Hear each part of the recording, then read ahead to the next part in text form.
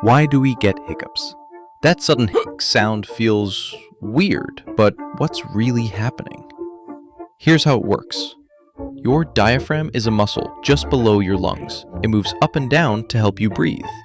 Sometimes it gets irritated, maybe from eating too fast, drinking soda, or swallowing air. When that happens, the diaphragm suddenly jerks and your vocal cords snap shut for a moment. That quick closing makes the hic sound. Doctors call this a diaphragmatic spasm.